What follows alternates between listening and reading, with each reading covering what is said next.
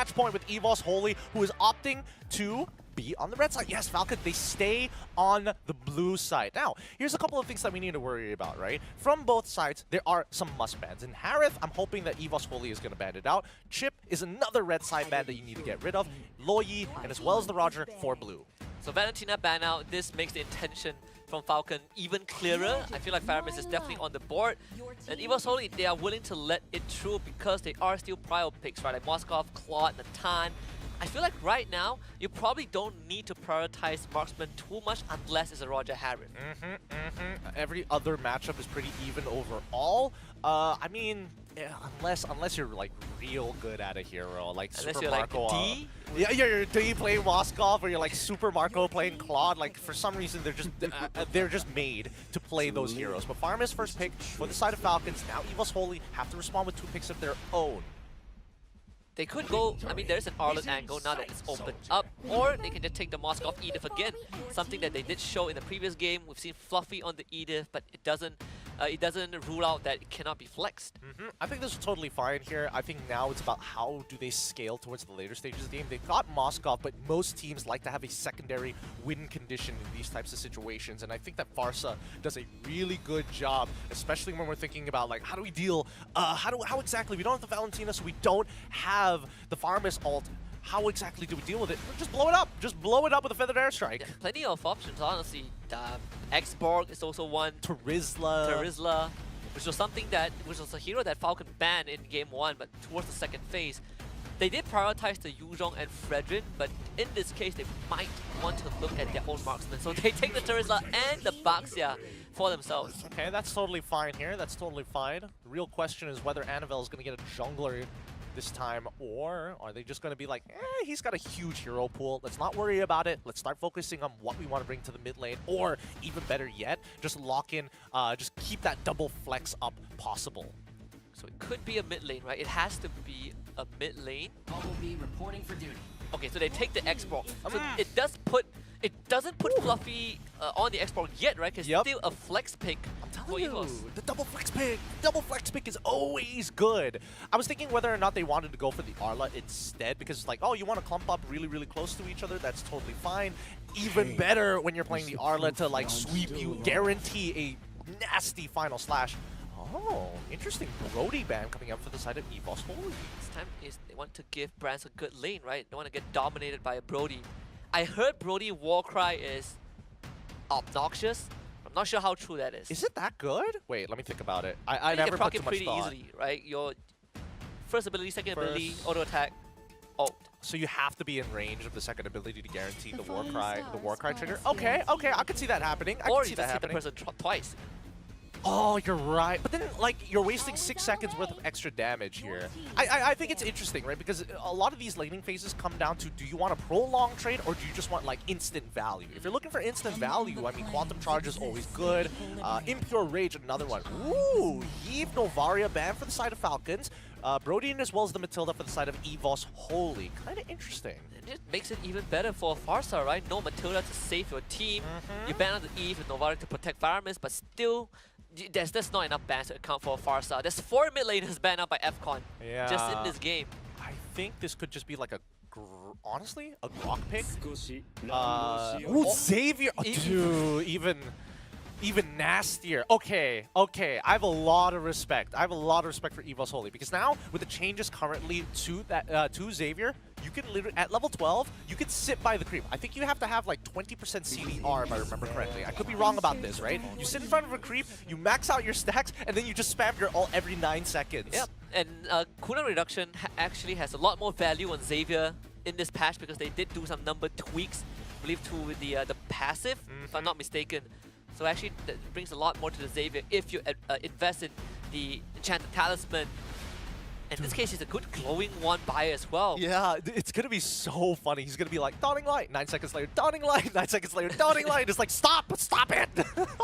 And he can also like spam the gates as well. So it's a really good way to actually manage the Faramis, right? Because if you want to stick together, Xavier's just going to get even more value, and most likely he's going to poke you out. If you just take Minotaur at this point, you might as well go full AoE.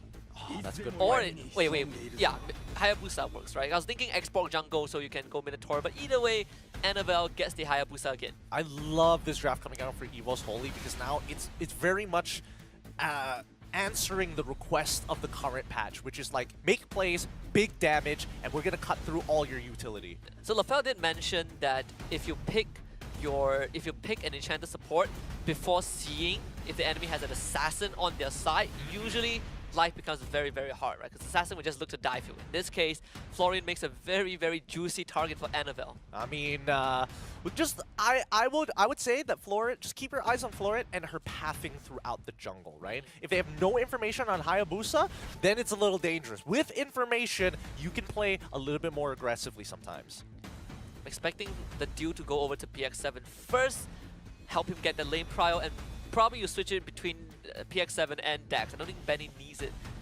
that early on. We'll see though, this game 2, it could be lights out for Falcons if they lose this. I think, does he actually want to stick around the mid lane? Well, we'll find out once we jump into the game. Falcons on the blue side with EVO's Holy on the red side. It's going to be same start on the top side of the map as they make their way down towards the gold lane afterwards. We'll see where the supports are going to be so far because at least we'll get an idea of where they want to put pressure. Yeah, so the one challenge that FCON ran into in game 1 was it's very hard to play for objectives because it feels like we have a support system, but we can't play together because the enemy has so much crowd control. In this case, they're relying a lot on Dax and Royal Milk, but at least you have PX7 constantly kind of dart in and out of these fights. Information is confirmed though, they saw the jungle pathing for Falcon towards bot side. Ooh, okay, Master Assassin coming in from Brands. He wants to dominate this lane, and even Benny wants to be able to punish Brands in a 2v1 type situation with the weakness finder, right? Slow him down, don't give him much opportunities, but a very early invade from EVO's Holy. Right, he's gonna try and contest this. Red trees the camp. PX7 finds the pool, and Dream actually will flicker the safety. Annabelle also makes it out, but at least it's a flicker. Well, it's not bad. They get slightly ahead here, but still, it's level 4 to level 3. Dax has to be very careful. Especially I mean, Xavier damage early on, not too much, but still, it can stack up if you give him the passive. I'm more worried about the crowd control in these upcoming fights. I agree, same. Might have to, Annabelle might have to Oki Shadow Kill at some point of time, but looks like he wants to hold on to that ult for as long as possible, considering that Brand's got a really good trade against Benny at this point in time. That being said, topside basically has been left unattended to for a very long time with the Lord, sorry, not Lord, but the Turtle about to spawn in 5 seconds. Yep, both mid laners already on their way to try and hit level 4 early.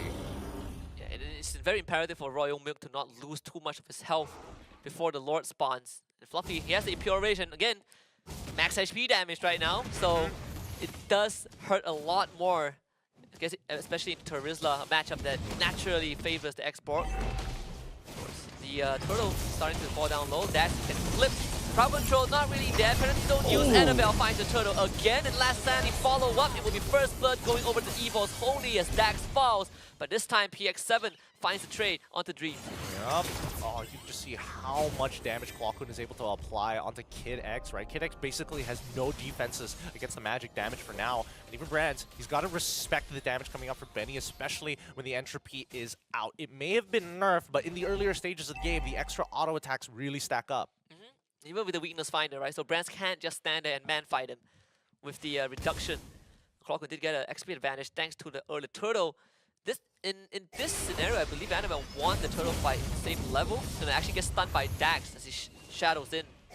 Honestly, really good read coming in from Dax, right? Making sure that there's no way to actually punish or force out an early Netherrealm coming in from PX7. It's still currently on cooldown, but hey, man, that could have been dangerous. But Sky Purser already purchased by Annabelle. He is currently 0-0-1, so therefore, he doesn't have any stacks just yet. Dreams found info again, knows where Dax is. This destruction attempted steal from Branks. It's starting to look like TLPH just now. It's just you find information, Spirit Destruction. You know, see this trade. Oh, the mid lane, the mid lane. Wait, what's happening? What's happening to PX7? He's forced to use his ult super early on as soon as they realized that Falcon Esports had multiple members down by the bot side. This is not good news. Not good news for Falcon. It should be back up by the time the turtle spawns, or at least within that 15 seconds after the spawn. But still, Annabelle showing his presence already, and we haven't even seen a full-blown team fight from both teams. Royal Milk, now he's going to be the one in danger. Annabelle just dancing around, proccing the war cry, making sure Terizla is not going to have a good time. I don't, even with the Sky Piercer, I don't think Annabelle has enough damage to take out Royal Milk and underneath his turret, even with the Oki Shadow Kill and War Cry. I think he would just make it out with like a sliver of HP. That being said, Turtle now being rushed. They're not making the same mistake as game 1. And he tries to break the Firaga armor with the entropy. The Firaga armor will be used. EVHL decides, go for the fight. Spirit Destruction connects onto Kid X Rank. He's just going to show up. Annabelle finds the Turtle again. Royal Milk finds himself isolated. The joint attacks in the grave. Annabelle finds 3 stacks. 3% increase for the Sky Piercer threshold. I know I've been talking about Annabelle all this time, but holy cow, FALCON is just making Dax's life like so difficult. Like, look at this! He's back! Hey, look at this! As long as he maintains his passive, right? Benny gets hit. Wait for it. 3, 2, 1. Is he gonna use his ultimate? No, ran out of the passive. Okay. Yeah, so he had the Enchanted Talisman. He bought extra cooldowns with his boots. That's how much? That's 25? 25%, this including his emblems, right? Oh my goodness. He went for the mage emblem, so that's another. He's almost maxed out. He's very close to maxing out. I think he gets the Ooh, would you opt to go for a Lightning Truncheon, or would you prefer Bloodwings in this situation? It's a tough call, honestly. If I'm snowballing, I would go Lightning. Lightning? I'm thinking that as well, but there is a situation where Benny like entropy's on top of you, or maybe Royal Milk like gets on top of you with penalty zone. Then again, he has the flicker, so we'll see. We'll see what he decides to go with. Dex. Well, they found an X-Borg this time, no penalty zone. They pull him up, though. Retribution slow him down. Flicker not enough this time. Some punish Benny getting fluffy. Yup. Just the Enchanted Talisman, just not enough damage to really cut through everybody on Falcon's side. These interactions have been fairly short, unable to disengage them, but I like where Falcon's head is at, right? Cut off the supply lines, start taking away structures. I think another item that FALCON might go I feel like both mid laners will have the same item choices. Glowing Wand. It's not too bad as well for FALCON, especially if you are hitting multiple targets on Falcon. You're going to severely reduce what Kid X can do. With basically a global ultimate as well, like you guarantee so much burn. Yeah, I think the Glowing Wand is definitely going to be an item that's going to be picked up by both sides. I think they're building towards it right now, in a matter of fact, but then again, we haven't been able to see the EXP laners really make the difference here just yet. Even Fluffy's initial engage with the 3 assists, it looks good, but they were already winning. All good. We pulled back, but no follow-up from Falcon. As Sandy uses a follow-up damage. Good heal from Kid X. Loom saves him. Better destruction used. Branch decides to join the fight. Can't find much. Royal Milk still has the ult. This could be a doable angle. He's trapped though. Drop it back. Primal Wrath versus here. Dawning Light, and somehow Dax gets the turtle. And then around to save his teammate. And it's gonna be Benny to pick up Fluffy. Another last Sandy. Fluffy wants a lot more. The burst is dead. Kid X falls to Benny. Ricochet, not enough! And Clockwood turns around and blasts him in the face. And still Falcon Esports this time finally going down. Annabelle executes all of them. It's a wipeout for EVHL. Beautiful stuff coming up from EVHL. They know that as much as Falcon Esports wants a prolonged trade, EVHL does it even better as long as Clockwood is alive. How many times did you see Falcon Esports getting stopped by those open gates? Every single time they get into an advantageous position. That was the best case scenario for Falcons, and it was not enough. I believe Fluffy had 2 ultimates that fight. He had 2. Actually, technically, he would have had 3 if he used the Dawning Light just a little bit earlier. But still, regardless, right? Annabelle currently with 5 kills. That puts him at what? 11%? 12. He had 1 takedown. Wait, no, 11%, right? 11, yeah. The assist doesn't count because he got it at 0-1. Yeah, as long as we remember what his KDA was when he purchased the Sky Piercer, we can map this out. So he's 11%. That was the best case scenario for Falcons, and yet could not make it work. And I suppose at least Benny got a kill and they got the turtle. The goal advantage still very manageable. Just, you know, mere 3,000 plus. I think right now, EVHL main objective besides the neutrals, take out that mid-tier. Whoa! Annabelle goes to the my God! Kill the bloom. Kid X survives with the bloom, but they're gonna chase him down. He flickers. Good destruction connects. That's gonna be Branch's call. Doesn't even need to arrive. Dreams finds it. Is that nuts or what? Is that disgustingly good or what? Annabelle, level 13 against Dax at level 9. He has doubled his farm speed.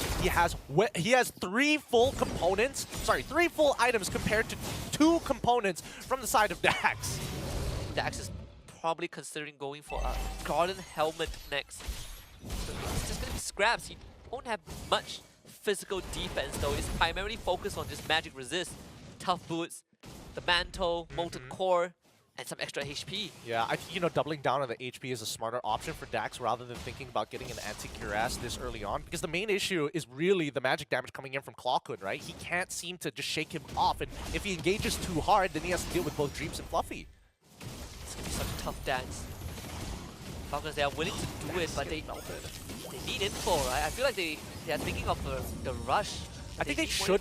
Personally, I think that Falcons should rush this, right? Every single time, they always need to pose a threat to this Lord and force Annabelle to come down to the situation before Falcons kind of split off. Every reset just feels a lot worse because Dax lost half his HP just now to reset the Lord. Another big burst onto Benny. That's half his health bar. Both mages with glowing wand, and Clawhood, he can just keep farming the stacks off of the Lord. It's always risky to kind of walk out, right? Dude, this is so painful. Look at this! Look at this! And then Clawhood goes back into the mid lane. It's like, okay, reset the stacks, walk over to the Lord, reset the stacks. Wait. And Royal Milk has lost so much of his health. I don't think it's doable. You might want to consider just have Benny clear the wave top first. Dude, this sucks! Falcon Esports were like, okay, we're gonna ban out the Novario so we can't get poked out, and EVO's Holy is like, don't worry, we have more tools. We have another global ult. Oh, this is so painful to watch. It's in a dangerous zone though, and Dax is not looking too healthy. They gotta try and get rid of Braga armor. Royal Milk also, he's gonna use the penalty zone. It's so late. Does lock down Clawhood. Netherrealm saves Dax, but the primal wrath from Dreams will give him the extra oomph that he's looking for. Royal Milk will fall in the process. Dreams sacrificed by EVO's Holy, but it's a 1-for-1, and with Clawhood around, this is just not doable for Falcon. Yep, rinse, repeat, EVO's Holy. They don't need to rush this if they don't want to, but since they got Brands, they can start rushing this down. Dax is going to try once again with Falcon. Full mana. You know what's going to happen every single time. It took so long. This dance took so long that the top tier 2 of Falcons got destroyed by the wave. It just goes to show that minion wave management has been a top priority for EVO's Holy for a majority of it, and they're really good at identifying how quickly a wave is actually going to collapse. Finally, EVO's Holy gets the Lord, and Falcon can't really do anything about it. Just have to try and play from behind. It's about these small victories, really. It's about being on top of your opponent in multiple different areas of the game, right? As long as the chores are being done by the side of EVO's Holy and they hold that much precedence over that Lord, Falcon Esports is between a rock and a hard place every single time they choose to take an engagement. Yeah, it's hard to walk up to EVO's Holy with the Xborg already, and then you have a Xavier, and then you have an Edith. Essentially, everyone on the side of EVO's can do damage, right? Even the support, even the Roamer is considered a pseudo damage dealer. All right, I'm looking at both mid laners to see how far ahead they are in this game based off of their item components, and it looks like Clawhood is ever so slightly ahead of PX7 as of right now, as they're both on their way to Holy Crystal. Oh, what? Annabelle so early on, 12 minutes into this game, 4th item, BOD. Endgame item. BOD, Annabelle, Holy Crystal soon for Clawhood. Siege. It's so hard to walk up, right? I feel like only Dax and Royal Milk can afford to tank it, but then you need Kid X to walk up to heal his teammate up. Look at Dax lost 50% of his HP off of that. They should be able to get into him at this point. You see EVO's Holy sieging mid as Brank taking down the structure, and Ratsani into Dawning Light, Betty forced away. That's Bloom used by Falcon.